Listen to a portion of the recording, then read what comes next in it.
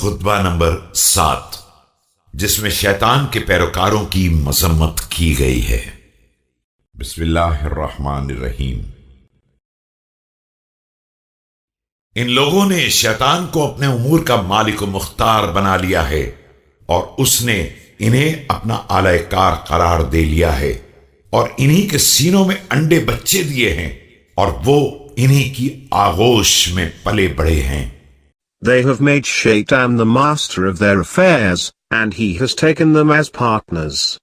He has laid eggs and hatched them in their bosoms. He creeps and crawls in their laps.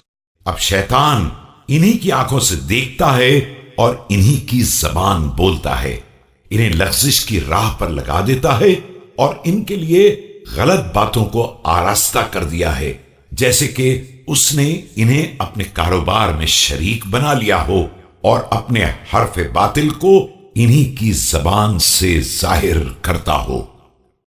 He sees through their eyes, and speaks with their tongues. In this way he has led them to sinfulness and adorned for them foul things like the action of one whom Shaitan has made partner in his domain and speaks untruth through his tongue.